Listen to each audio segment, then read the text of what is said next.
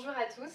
Il me tenait à cœur dans cette vidéo de vous montrer comment pendant les 2 ans et demi du chantier, j'ai pu donc avoir quand même de l'eau, de l'électricité. Quels ont été mes trucs et astuces du chantier, parce que si jamais ça vous arrive vous de devoir être un petit peu autonome sur le chantier en attendant les arrivées d'eau et d'électricité, peut-être que ça vous aidera. Donc concernant toute la partie eau, ça s'est joué en plusieurs étapes. Donc déjà pour commencer, au tout début, j'ai acheté des gros bidons d'eau. Comme ça. Et j'allais au Super U de notre coin où il y a en fait une borne pour les camping-cars où je remplissais donc ces bidons-là. Une fois les bidons remplis, j'ai utilisé cette arme ultime qui est un pulvérisateur normalement pour les jardins. Et donc en fait ça m'a tout fait.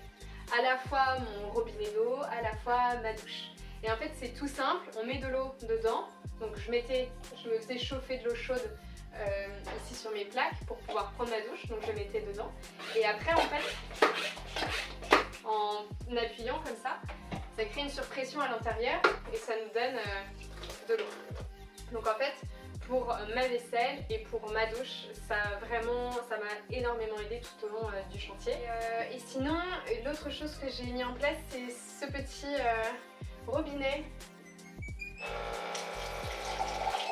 Voilà, aussi pareil, pour peut-être se laver les mains plus facilement, c'était pratique. Donc là, mon plombier est passé hier pour réaliser tous les branchements. Je me sentais pas de le faire toute seule. Pour autant, là j'ai pas encore accès, il va falloir que je raccorde plus tard, une fois que le plan de travail sera installé. Je vais peut-être quand même essayer là de connecter mon évier. Pour être honnête, je viens de le faire, tout a pris un petit peu l'eau, c'était pas bon, donc bon. Je verrai ça à un autre moment, là j'ai pas du tout envie de m'y mettre, peut-être que mon plombier repassera. Je vous montre en image le chauffe-eau, les raccords et tout ça.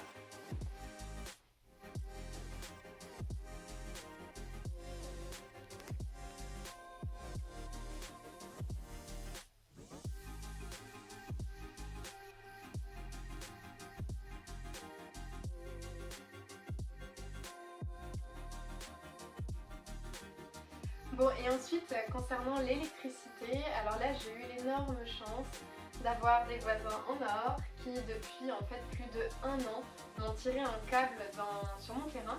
Et en fait ce câble vient alimenter ma grosse batterie EcoFlow.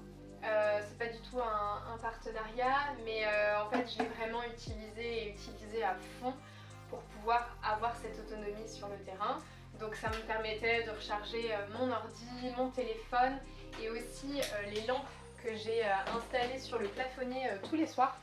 Donc en fait c'était des petites lampes Decathlon comme ça. J'en avais 2, une grande comme ça et une petite. Et en fait sur le plafonnier, mine de rien ça faisait le boulot, ça m'a énormément dépanné. Voilà pour l'électricité. Maintenant je suis trop contente parce que je peux effectivement utiliser mes prises, ça fonctionne super bien. Là j'ai tout réparé et donc maintenant l'élec fonctionne et ça ne saute plus, donc je vais pouvoir en profiter. C'est un réel bonheur c'est bête à dire, mais que de pouvoir en fait allumer la lumière le soir dans ma salle de bain notamment parce que c'était super sombre. Donc voilà, c'est des choses, on a l'habitude en fait de les avoir, mais moi je me sens très reconnaissante après tout ce travail de pouvoir l'avoir et savourer cette électricité, savourer aussi cette eau. Voilà, j'espère que ça pourra vous aider. Ah oui, et j'ai oublié un truc aussi, l'hiver dernier, j'ai passé l'hiver donc dans la maison. Alors j'étais pas tout le temps là, j'étais pas mal en vadrouille, mais quand j'étais là, il fallait quand même que je me chauffe, il faisait pas quand même très chaud dans la maison. Et donc j'ai acheté un radiateur au gaz.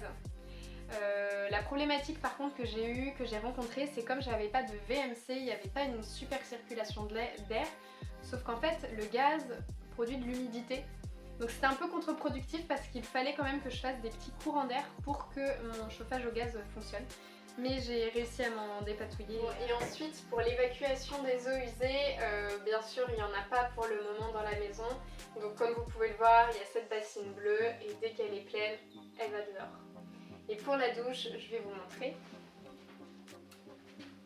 Bon bah voilà, pour la douche, même principe, j'ai acheté cette piscine pour les enfants chez Decathlon. C'est encore pas une fois un été très utile. Donc l'idée avec donc ce que je vous montrais tout à l'heure, le pulvérisateur de jardin, on prend sa douche et une fois que c'est bon, on emmène la piscine dehors pour la vider. Bien entendu, tout ce que j'utilise, j'essaie d'utiliser des produits vraiment naturels, donc notamment le savon de Marseille là pour la douche.